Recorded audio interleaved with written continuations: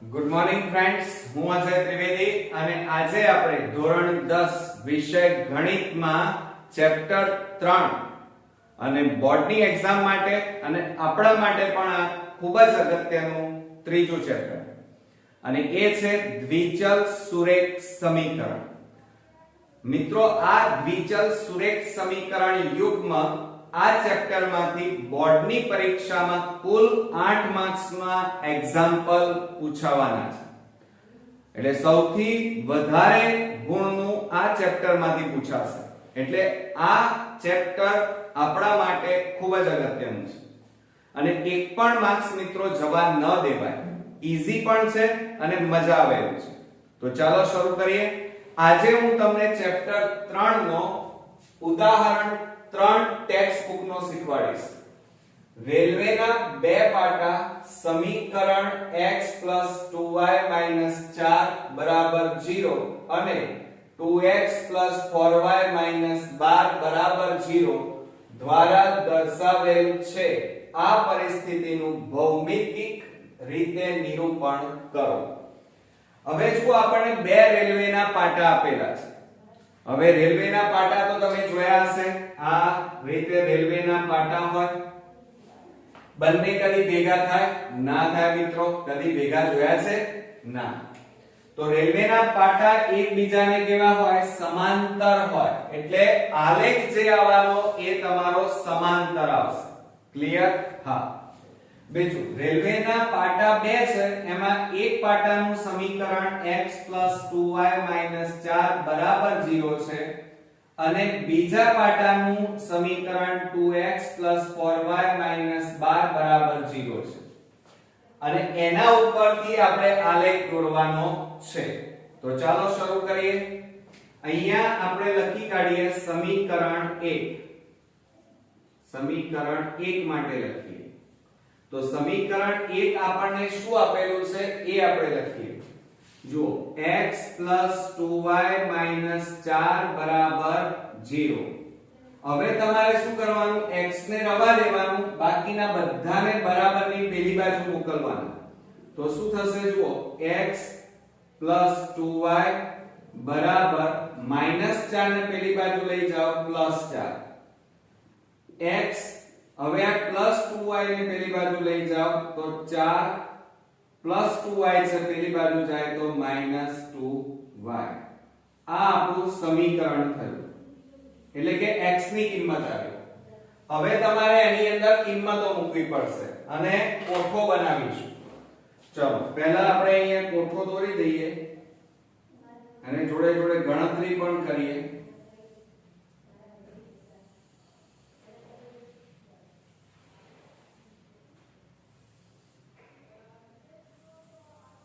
ચાલો અહીંયા આપણે x લખીએ, અહીંયા y લખીએ.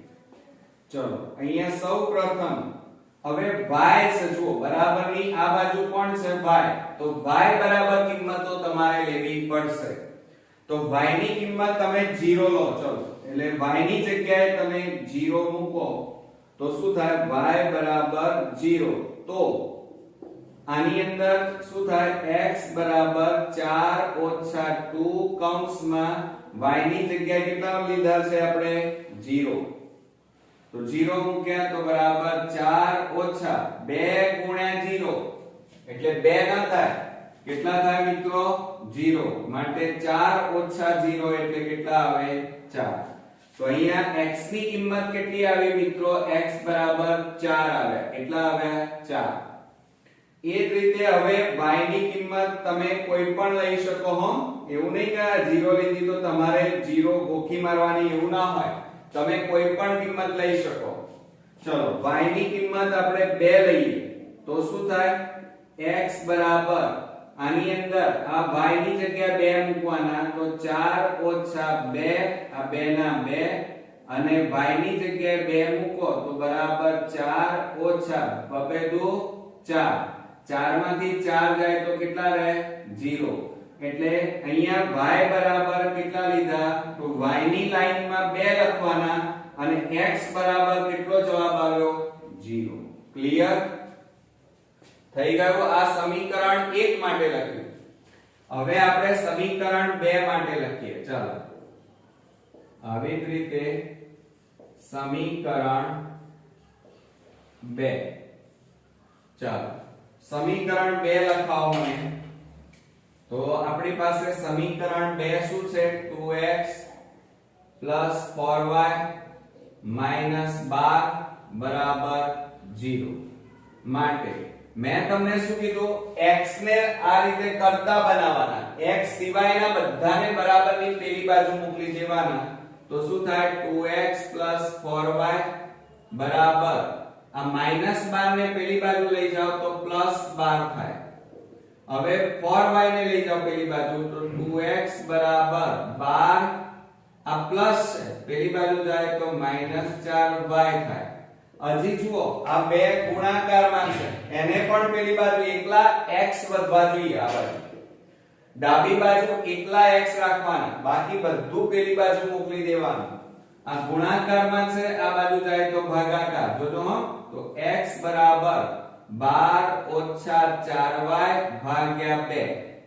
હવે તમે કહેશો સર ઉપરથી કઈક સામાન્ય નીકળ્યા છે. નીકળ્યા છે 12 અને 4 માંથી 4 સામાન્ય નીકળે. કેટલા સામાન્ય નીકળે મિત્રો? 4 સામાન્ય નીકળે.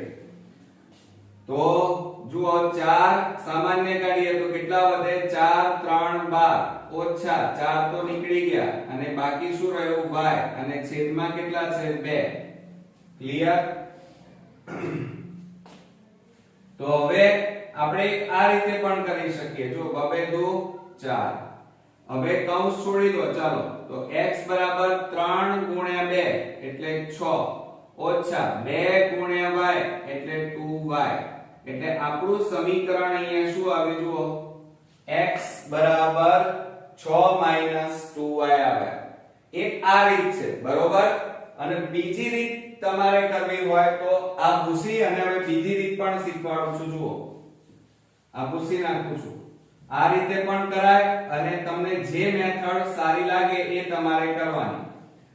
અહીંયા તમે સમીકરણ જુઓ. ચાલો સમીકરણ 1 2 અને 3 ની અંદર ત્રણેય પદોમાંથી શું સામાન્ય નીકળે છે?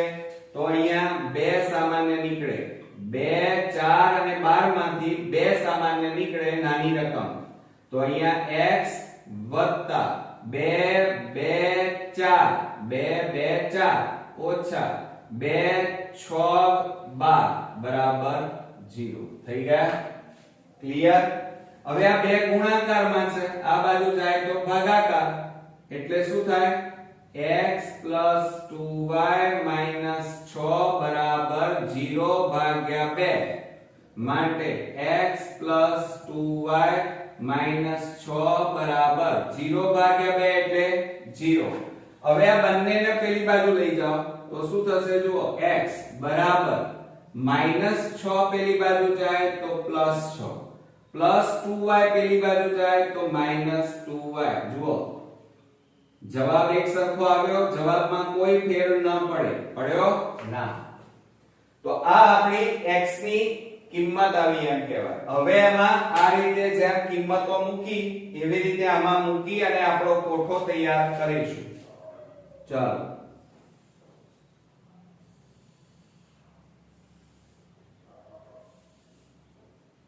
તમારે ફૂટપટ્ટી પણ વાપરી શકો હો.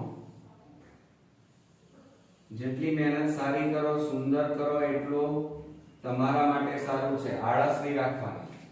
ચલો હવે તમારે શું કરવાનું? બરાબરની આ બાજુ જોવાનું. કોણ છે? y.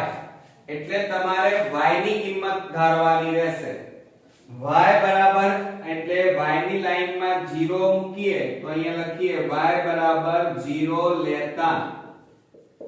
ચાલો તો 0 લો તો આ સમીકરણમાં કિંમત મૂકો તો શું થાય? x બરાબર 6 - 2 અને y ની જગ્યાએ કેટલા મૂકવાના? 0. તો બરાબર 6 ઓછા 2 ગુણ્યા 0 એટલે 0 માટે બરાબર 6 ઓછા 0 એટલે જવાબ કેટલો આવે? 6. એટલે x ની કિંમત કેટલી આવી? 6. હવે આપણે y બરાબર ચાલો તમે કહો એટલે આપણે લઈએ તો y બરાબર 3 લઈએ. કેટલા લઈએ? 3. ધ્યાન રાખજો બરોબર આ રીતે બોક્સ બનાવવાનું ચલો y બરાબર 3 લેતા તો શું થાય x બરાબર આની અંદર કિંમત મૂકો y ની જગ્યાએ 3 મૂકવાના છે તો 6 m ના m ઓછા 2 અને y ની જગ્યાએ 3 મૂકીએ તો બરાબર 6 ઓછા 2 ગુણ્યા 3 એટલે 6 6 માંથી 6 જાય તો 0 એટલે y બરાબર 3 લીધા તો x ની કિંમત કેટલી આવી 0 આવી મિત્રો ક્લિયર આટલું થઈ જાય પછી આપણે આ બંને પાટા કહેવાય પાટો 1 પાટો 2 એને આપણે આલેખ એટલે કે ભૌમિતિક નિરૂપણ કરવાનું છે તો ચલો પહેલું આપણે સમીકરણ લઈએ સમીકરણ 1 એમાં જો y 0 છે y 0 અને x કેટલા છે 4 જુઓ આ છે ને એ x અક્ષ છે આ કઈ અક્ષ કહેવાય x અક્ષ અને આ કઈ અક્ષ કહેવાય x ડેશ અક્ષ આ y ડેશ અક્ષ કહેવાય અને આ તમારી y અક્ષ કહેવાય ક્લિયર અને આ બંને અક્ષો જ્યાં છે ત્યાં 0 હવે તમારે શું કરવાનું જુઓ x 4 અને y 0 આમ જોવાનું ઊભી લાઈન જોવાની આડી નહીં જોવાની ઊભી લાઈન x 4 છે ત્યારે y 0 ચલો x ઉપર 4 લઈ લો અને y 0 એટલે x ઉપર 4 ચલો પછી x 0 છે y ઉપર 2 તો આ y અક્ષ છે એના ઉપર 2 લેવાના એટલે એક આ ચાલો થઈ ગયો હવે આટલું કર્યા પછી તમારે એની અંદરથી પસાર થતી ફૂટપટ્ટીની મદદથી રેખા દોરી દેવાની બિંદુ નિરૂપણ કર્યું કહેવાય આ રીતે બિંદુઓ તમે દોરી નાખ્યા પછી તમારે જુઓ બરોબર ધ્યાનથી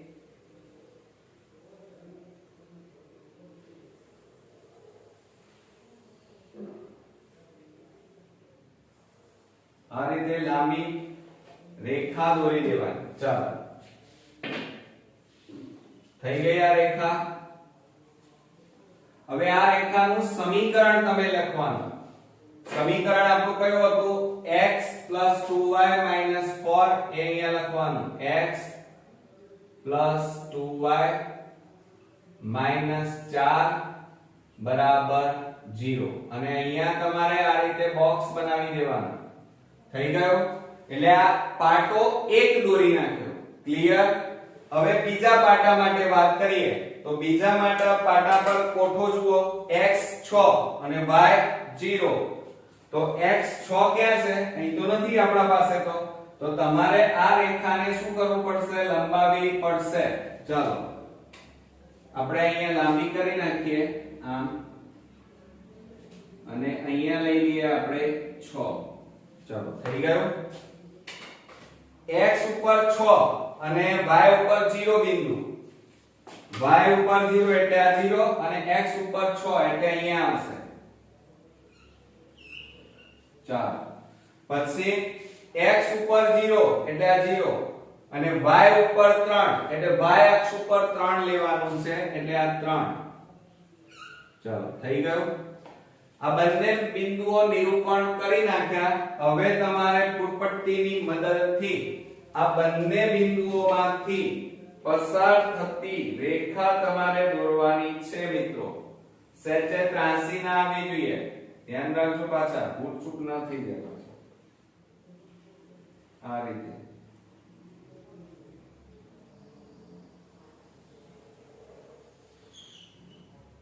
ચાલો થઈ ગયું હવે બંને રેખાઓ જુઓ બરોબર ધ્યાનથી તમે પણ દોરી હશે ફૂટપટ્ટીથી આલેખમાં ચાલો હવે આ બે પાટા દોર્યા હવે બીજા પાટાનું સમીકરણ કયું છે જો આ રહ્યું એ અહીંયા લખવાનું તમારે કે 2x 4y 12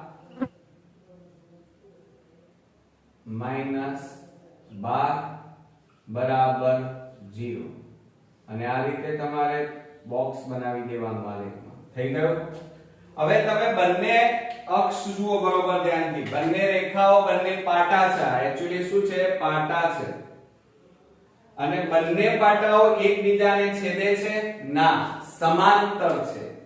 એટલે આ રીતે મિત્રો તમારે સહેજ પણ ભૂલ કર્યા વગર, શાંતિથી ઉતાવળ કર્યા વગર આલેખમાં સુંદર રીતે નિરૂપણ કરવાનું. અને આપણે જાણીએ છીએ કે આપણો આલેખ સાચો છે કે ખોટો, એ તો મેં શરૂઆત જ માં તમને કીધું કે હંમેશા રેલવેના પાટા કેવા હોય, એકબીજાને સમાંતર, એ ક્યારે ભેગા થાય નહીં. તો આપણો આલેખ પણ આગળ લંબાવીએ તો ક્યાંય ભેગો થતો નથી, એટલે કે બંને રેખાઓ એકબીજાને સમાંતર છે. ઓકે, આવડ્યો ને મિત્રો?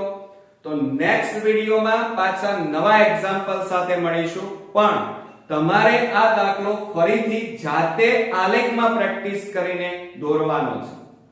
ફરી મળીએ, ત્યાં સુધી ગુડ નાઈટ મિત્રો.